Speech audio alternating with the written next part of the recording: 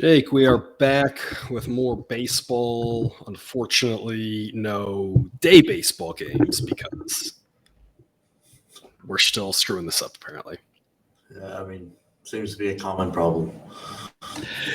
It does, unfortunately. 15 games all at night. Nothing can be done during the day. But coming off, two more prop wins. Three more show wins. All three of the other picks won. So 5-0 yesterday. So hats off to Cousin Jared for picking out some winners. Overall, the model looking to wrap up a profitable day again on Monday. Depending on how this last game goes, will determine exactly what the profits are. But again, with that, the props too. I feel like Jake, I should just open up a prop betting business. I feel like this pitcher prop thing has gotten too easy for me.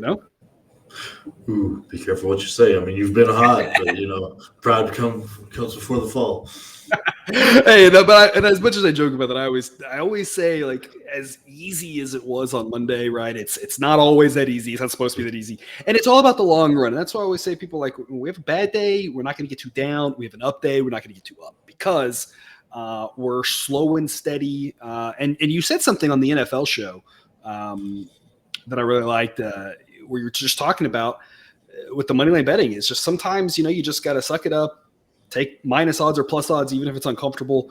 The scaling that I've created where, your bet adds to 2 units or 1.5 or 3, depending on the confidence and then that we put on it. And you could adjust that as well, right? It's just a slow and steady rise. And that's what we're talking about here. So it was as great of a day as Monday and Sunday were. We had some bad days before that. It all balances out. It's just slow and steady profits. I feel like I keep saying the same things over and over, but we get new people. So I got to make sure I keep saying it, right? Yeah. Everybody needs to get in on this. Exactly. I think of the last 17 player props, I've got 15 of 17. That just doesn't seem possible. That is an unreal streak. It really is. And of course, that one of them that we had was the funny part is the 2 losses were one of them was Alcantara's under on strikeouts, which I made the comment with Cousin Jared that, like, I wasn't actually able to take that bet, so I took under on his outs, and that went under. And so I won that one, and I talked about how guilty I felt. And the other was that day we gave out 3 where JP France, we were 1 pitch away. So even the losses were right there with us. I got 2 more player props coming later. One of them is just a repeat of what we did yesterday. So we'll get to that because of a pitcher scratch. I only got the 2 wins because there was a little push. So just going to kind of repeat that one and mainly, Jake, give you a chance to opine about that prop. I won't say much because it's the same situation as yesterday, and one new one. But without further ado, we'll get right to it here. Twins, Guardians. Guardians offense now improved. Naylor's back, so that bumps the rating up a little bit. But still, the Twins probably won't score 20 runs again. But I think that just goes to show exactly what I talked about with Cousin Jared, which is their offense looks frustrating every once in a while, but they, for the most part, put up runs. They just kind of keep chugging along. This is really to put the nail in the coffin of the Guardians, who even before this series were closer to the 3rd place Tigers than they were the 1st place Twins. Another strong edge here for the Twins, being backed by Sonny Gray, who's been fantastic this year. Tanner Bybee's been really good for the Guardians, but here's what I will point out is that his xFIP is at 429. You compare that to Sonny Gray, who's got a FIP of 282. So these guys have similar ERAs in the season. Historically, we have a lot of data that says Sonny Gray is a pretty good pitcher. But on top of that, what Bybee has done this year, while it's been fantastic, probably a little unsustainable, whereas what Gray's done, I think, is very sustainable. He's just a really good pitcher. He's been rocking and rolling.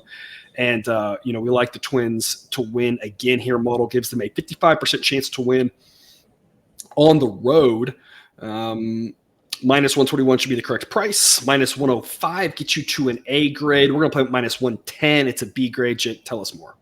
Yeah, this is all about backing Sonny Gray. Typically, I've got a nonsensical thing that when a team in baseball scores 20 runs, something like that, I typically fade them the next day. Because I was going to ask specifically about that if that was playing in your calculus, because that's such a weird result. Yeah, I just don't know. But with Gray on the mound, I have no fear in backing the Twins. He'll very easily could win this game 2-0, 1-0. He doesn't need much. Yeah. The Guardians' offense isn't that great. Naylor helps him out, but it's still below that first half of the lineup. There's nothing scary. I mean, Kwan's not really even that scary. It's really just the two hitters that you have to worry about. So I love the Twins here. I think they're playing a lot better too. Viewer, if you want to comment about the Twins, backing the Twins, the day after they score 20 runs, do not do so unless you come with data. Because I don't know the data. I don't know the actual numbers on this, but I don't want to see anybody saying you can't back a team after they score that many runs. Where's the proof of that? Guys, I don't know, and I also don't know. Maybe you can't, right? That's what I'm saying. Though, come with the receipts, because that's what I want. I'm curious about if someone says that. I want to know, like, where's the proof of that? I don't know if it exists. I tend to think that it's not relevant simply because while I do think there are situations where that does matter, there are so many situations where you don't. Trying to predict which one is, I think you end up chasing your tail. I don't really think that's predictive. But if somebody were to come and say, hey, in the last 10 years, anytime a team scored more than 15 runs, the next time they whatever, right? That's what we would be curious about. But if you're just going to blindly say, like, you can't back them because they scored a bunch of runs yesterday, I'm like, I'm not going to buy that. So at least come with data to try to make your point, because you can. I would listen. I don't think there's much there, but I'm willing to listen to someone if they have the evidence to make that case. Otherwise, I mean, we faded the Guardians a lot. We've backed the Twins a lot. It's mostly worked. It's kind of like we're talking about this at the top, right? It's a slow and steady profit. It's not going to win every night. And this may not win either. There's no locks in gambling. It's just in the long run, we keep doing it. The sports books don't really like the Twins that much. They think these two teams are closer than they are. They were last year. The Guardians were good last year. We backed them a lot, but all the injuries the Guardians have had, the hopes that they had for rebuilding that offense just did not come through. And I just don't think these two teams are in the same ballpark with regards to how good they are. Not that the Twins are great, because I think they fall really far behind the top 5-ish teams in the AL, but I think they're a lot better than the Guardians. Jake, the total in this game is set at 8. Model says 7.8. So the model says it's pretty solid. We get a 7% boost to runs. Now, I did mention yesterday, I made the comment that we might have a pretty hitter-friendly night there that would offset the pitcher friendliness. And I guess when a game has 26 runs, I guess that's what happened. And obviously some of that was, craziness at the end, right? But we have a similar setup here, a 7% boost to the runs, not enough to completely offset the pitcher friendliness, but that's a very pitcher friendly ballpark. But it's going to be another warm night in Cleveland, mid-80s to start, around 80 degrees to finish. The issue is the wind right now, not very strong, kind of all over the place. So that's going to be right now a not factor. We'll see in the morning if the wind changes. That's what changes as we get closer in. But warm enough that it's going to be a little more offensive friendly, but you got a pitcher friendly ballpark. You got two pretty good pitchers. I said that about Bibee. I don't think it's sustainable. He's still a good pitcher. I just don't think what he's doing in this 3 ERA is sustainable, but I still think he's a solid pitcher. The Guardians offense struggles to score. Both bullpens are good. Sonny Gray is good. I personally, I feel like it's under or pass for me. I don't know what your thoughts are. Yeah, that's exactly how I am. I mean, without even diving into it, I'm going to play the under just off the superstitious. There's no way we're going from 26 runs and still get again. But I mean, when you start diving into it, you've got one really, really good starter and one that has very good numbers, but he's still really good. I just really don't see us getting to 9 runs. I would play the under here. Yeah, it's gonna. It might push it 8, but you said 9 seems like it's gonna be a little bit hard to get to. Biggest thing though, check back on the weather again. If the wind shifts to be blowing out all of a sudden, now you're turning into maybe a slightly hitter-friendly environment. But assuming there's no wind factor, it's still going to be a little bit warmer, not enough to offset that park being pitcher friendly. And again, I'm like you, good bullpens, good pitching. The Twins offense can go off. The Twins offense can completely not show up. And like you said at the start of this breakdown, this could be a 2-0 game, and I wouldn't shock me whatsoever. The Twins, you never really know what you're going to get offensively, but the pitching in this game is at least strong. So I'm like, I'm not playing the under personally, but I think it's under or pass. You talked about Sonny Gray. That is our new pitcher prop of the day. Over 17.5 outs, juiced at -146. Not quite as much of a lock, in my opinion. There are no locks in gambling. I use that word with air quotes, right? Not much as a lock as the Merrill Kelly one, which that one just to me, at home with how well he's pitched against the Rockies offense was just like, what are we thinking? And of course he cruised and had a fantastic start. But this one, you look at what he's done and you've got 117 there. And otherwise, look at all that green as of late. I mean, he has been a machine of getting 6+ innings for the most part against what's still a subpar Guardians lineup. The only concern, a little bit warmer to start, but it's not like it's going to be 95, mid 80s. As long as he makes it through the first couple innings without wearing down too much, this seems pretty good pick, especially at -146. I think the juice should be higher on this personally. What do you think? Yeah, no, I absolutely love this. Like, you can tell he gets 6 innings, maybe 7, and even the times he doesn't, there's so many of them that are 16, 17 outs. He's getting you close every time to this 17 and a half. So, like, I think we're going to get 18, maybe even 7 innings out of him just based on how he's going right now. I mean, he's on a rate right now. What's it? He's got to the 7th inning, 3 times out of the last 5? Yeah. 3 of the last 6, he's gotten 6 or more in his last 8. And then back-to-back 7 innings. And the Guardians don't strike out a lot. They have, they do battle and they don't strike out a lot, but they also put the ball in play. And so that's the other thing is that that's gonna be the thing that's we always talk about, right? You should be able to figure out how you're going to lose a pick, right? The way you lose this pick is Sonny Gray's pitch count just gets driven up because he's trying to strike guys out, and it's just foul ball, that sort of thing. That's the only issue that you would potentially have here because the Guardians like the strikeouts. But the flip side of that is the Guardians like the strikeouts means you're going to have a lot of 2-pitch at bats, 3-pitch at bats, and get rolling like that. So as long as Gray isn't too overly concerned with I have to strike everybody out, and it just kind of makes good pitches and gets weak contact, that sort of thing, he should be able to cruise here because they're going to put the ball in play. They don't swing and miss a lot, and those swings and misses can really drive up your pitch count. So again, a pretty strong play here for Gray. With how often he gets to 18, to me, this has to be 18 and a half and dare you to go over. To me, it should be 18 and a half juiced at the under a little bit, but that'd be a much tougher market to gauge, but these books are going to hang these 17 and a half, so we're going to take advantage of them. Again, you can see all this stuff on Outlier.bet/professor, gets you the free trial. And again, they show you which books have these odds of the big 4. And so you can go there and look right now, this is -146 at Caesars. DraftKings has it for -150, which I think would also be acceptable. And so you can click it, add it to your cart. It'll put it right on your bet slip when you go there. So it's a really neat tool. That way you don't have to shop around. It kind of tells you what all the prices are, which is just, to me, a fantastic time saver. I think the subscription Outlier is just worth it for your time if you're doing this stuff with player props. And on top of that, they have game analysis as well. So Outlier.bet/professor, 7-day free trial. Check them out. Especially so the Cubs and Giants.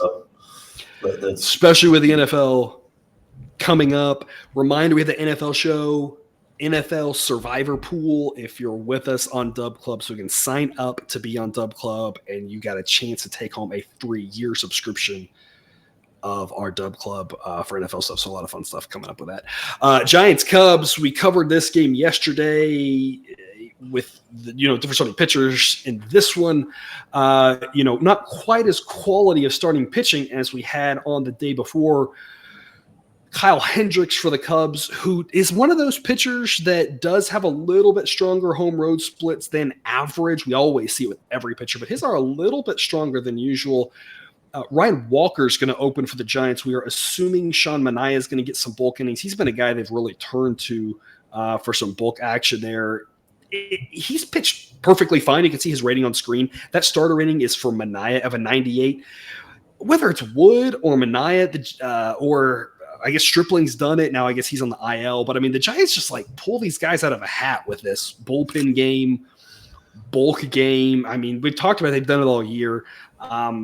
You saw kind of what we were talking about, though, here on Monday with the Giants bullpen just kind of wearing down as the season's gone along, and they're still going to have decent metrics and everything, but they got a bunch of depth, but they've just really used them a lot. It's a lot of games like this, whoever it is, I think it'll be decent pitching, but the Cubs are probably going to score, so that offense gets a 107 grade against lefties, and the bulk guy for the Giants is almost assuredly going to be a lefty, now with Stripling on the IL, although I do believe he was starting right before he got hurt, but Wood and Manaea are both lefties. Cubs bumped from 107 to 111 going against lefty. So they're going to get some runs off whoever. And again, when you got that many guys coming out of the pen, one of them is going to have an off night, give up some runs. I mean, the Cubs should put up a few here. And again, Hendricks, respectable enough, 3.59 ERA, 3.87 FIP, xFIP a little bit higher, but having a solid enough season there with a 90 grade. We're going to go with the Cubs here at minus 145. It's a B grade. By the time I got this actually locked in and placed it myself, it was minus 138. So that jumps it to an A grade. So we're right on the A-B border, which is where we were yesterday with it as well. The A grade threshold is minus 143. So again, I sent this out at minus 145. It immediately dropped below that. Right around this, though, a good pick, whether it's an A or a B, the Cubs worth your investment. Jake, tell us more. Yeah, I've made a lot of money this year fading Sean Manaea anytime I see he's coming out. I don't like him. I don't think he's that good. This Cubs offense is playing very well right now. They've been hot this last month or so as a team, and I love backing them right now. They're in the playoff hunt. They're fighting for it. So I find it a really good time to back the Cubs, especially with Bellinger and Swanson going. That month for both those guys were out where the Cubs really struggled, and I think we're reaping some of those benefits for that. The numbers haven't quite caught up to how good they are back with those two guys healthy. Yeah, I've talked a lot about the Giants. We, backed them a ton in the middle of the season when they were good. We've been fading them a lot lately. Model's done a really good job of picking up, their struggles as of late, falling another game behind a team that they're chasing in the wild card race. So if you're a Giants fan, it has to be really discouraging. Now you're looking at the Phillies are, with another win today, starting to pull into, it's going to be hard for them not to make the playoffs. So you have to really blow it. Cubs, though, right behind them. Then you get the Reds, Diamondbacks, Marlins, and then Giants. So Giants really struggling here. What should have been wrapping up a playoff spot based off where they were a month or two ago, sometime in July, has just really gone down the drain for them. This Cubs team has been really hot. I don't think I quite paid enough attention to them when the injuries happened as to when they were playing better or worse. So it's a good insight you had there. I just know that we've been starting to back them a lot lately, and it's been working pretty well backing them. So it's we're not going to back them every day, but as long as the price is pretty favorable, it's a team I'm very comfortable jumping on. And I assume that's one of the reasons why you picked it to talk about. Yeah, absolutely. I love this Cubs team right now. They're fun to back. Weather-wise, low 80s to start, upper 70s to close. Wind will be blowing out / across to left field at about 10 miles an hour. So that won't be nothing. That could really affect things.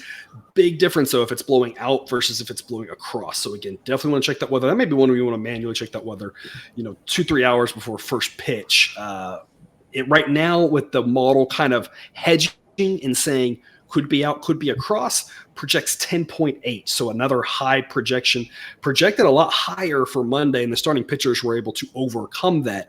And that's the thing with the weather. The weather doesn't guarantee runs. It just means that the pitchers are going to be up against it. Credit to Justin Steele, who is all of a sudden now in the Cy Young race. It was just an incredible performance against a decent enough Giants offense in that weather to keep the ball in the yard at Wrigley on a hot day with the wind blowing out. Fantastic performance by him. Webb did a pretty solid job himself. And so we talk about these weather games. You sometimes have it where it works out really easy, like the White Sox-Royals game, and you get, cash in by the fifth inning. And then you have situations where, the pitchers are able to overcome it. The pitchers, though, again, not quite as good here Tuesday as they were Monday. So an over spot potentially, depending on the weather, depending on the number. Right now, I don't have a number. So something to think about there. If anybody did, though, play that Royals White Sox over like an alternate 12.5, you got to 13. I think 12.5 is one of the numbers I mentioned. So hopefully someone out there did that. Blue Jays and A's. Jake, every time we're on, you want to talk about the Blue Jays. I don't know. You keep throwing A grades out there on them. So it's I'm not the only one that's really liking the Blue Jays. I'll put this all on me. Fair. Gets a fair hit. Blue Jays were the play of the day for Monday until Waldichuk was scratched, and that actually dropped them to a B grade. Now they were able to, I believe, did they win the first 5? They were up for a while. I can't remember how that worked. For the game, they had it extras, had the run line covered, pushed the -1, but the bet pushed anyway because, again, all of our bets 9 times out of 10 are starting pitcher dependent. This one's really important to be starting pitcher dependent because in my handicap of the Blue Jays offense versus Ken Waldichuk yesterday, noted that this Blue Jays offense against righties is pretty close to average right now without being at full health, but against lefties still projects to be very good. But that righty grade drops into the 1.0 somethings. It's like 107-ish, I think, versus maybe 106 versus lefties 118. So they still project to hit lefties really well, and that matters. Waldichuk is supposed to now get the ball here on Tuesday night. We'll see if he does. You feel like I never know with the A's what they're going to do. Chris Bassett has been probably a little lucky. He gets that 89 grade. Results have been there. Underlying metrics, though, suggest maybe a little bit of luck involved. So I'm not in love with Bassett, but I think he's good enough to handle this A's offense. We yet again have another A-grade pick on the Jays. Fading the A's. I mean, we're back to fade the A's season. We did it a lot at the start. We've done it a lot lately. Anytime other than Blackburn on the hill, but they've really been struggling. Whether you're playing the run line or the money line, you'd be at an A grade right now. The A grade threshold's minus 203 for the money line. I'm seeing minus 180. The A grade threshold for the run line, minus 120. I'm seeing minus 113. We're going to play on the minus 1 as I like to do. It just works better for my mental health. Remember, first 5 prices, run lines, reverse run lines, thresholds for A grade, B grade, probabilities. I get you so much information on the Run Dub Club. Sign up if you haven't yet. You're missing out on all sorts of extra picks and information. And, of course, a lot of fun in the Discord chat. So a lot of good things over there. Jake, you're more of an aggressive guy. I'm guessing you're looking at the minus 1.5 here for a road team against a pretty bad A's team. Yeah, I am. I want to take it. I want to take advantage of this left-handed pitching or right-handed pitching here. I think this Blue Jays offense will come through for us this time. They came through for it was the defense and the pitching. In the 10th. I trust Bassett. I think he's very solid. I know it's a little bit of lucky this year, but he's consistent around a while. I know you know what you're kind of getting out of him, and the A's offense not one to really flip the luck of a pitcher. They're not going to take advantage of him. I say that as they took him to the 10 today, but I just don't see that happening again. I think Bassett will keep the A's offense under wraps, and his offense will come through and help him out. And the biggest difference between Waldichuk and I believe it was Luis Medina who ended up pitching lefty-righty. And that's the thing of why we liked the Jays so much on Monday and why we like them here so much on Tuesday is that lefty-righty difference. The Jays put up, I think, 3 on Medina, which is about what you'd expect. The Jays offense is still decent. Medina's not a great pitcher. And so I think they got like 3 off of him in 5-ish innings or something like that. It was decent enough, right?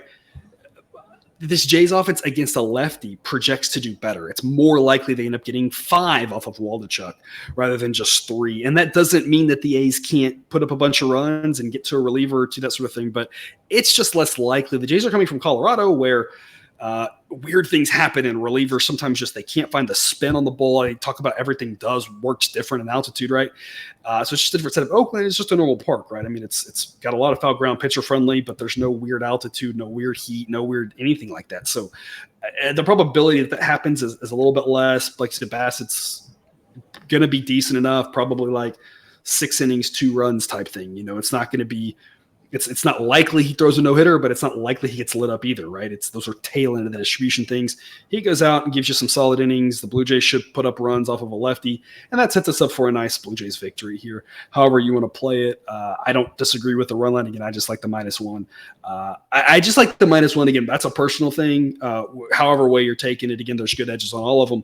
And as I mentioned on the NFL show here recently, and I've been trying to talk about on the baseball show here, what the A grade means is just if we're missing something, it's still got a good edge. And that's why we say there's a good edge, right? It doesn't, even if I'm off a little bit somewhere, we still have a good edge. And that's whether it's on money line, run line, hybrid, whatever. And that matters because, we just have a little more confidence that it is a good pick as opposed to B grades or a little bit less confident it's a good pick, right? It might be, but there's a chance if we're missing something, we're flip, that sort of thing. So those are the things to keep in mind. But the personal preference, I like the -1 simply because if a team's up late, I don't want to be like, I'm rooting against you, but I'm rooting for you. Like in the extra inning thing, right? You score 1 at the top of the inning and you've laid 1.5. You're like, now I need the other team to score 1. It's weird, right? So I just want to be able to be like, sure, win. I get the heck out of dodge and push. But again, whether you're looking at the odds, you want to be a little more aggressive, you want to be a little more conservative, you want to play money, whatever it is. your personal preference, the Jays are the way to look. And I mentioned this. We're going to go back and try what we did yesterday. Waldichuk under 15.5 outs. Similar price, 5 cents cheaper here today than it was yesterday. But a guy that I just think he's going to have a hard time going deep against this Jays offense that is set to tee off against lefties. Jake, what's your 2 cents on this one since I already talked about it yesterday? Yeah, I think you're right. It's just this Jays offense is really going to take advantage of.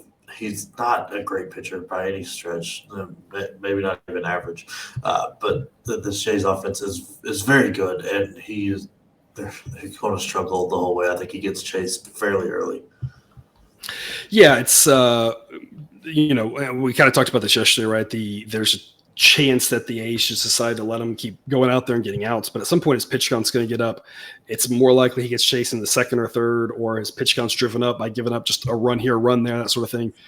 Gets pulled in the fourth or fifth. You see that's happened a lot to him. A lot of times he makes it through 5. That's all he can do. A lot of times he gets pulled here. You see some weird numbers, some non-divisible by 3 numbers here. 11, 13, and 11 in 3 starts. Even the one where one of these where he got to 5 innings, didn't make it through the 5th.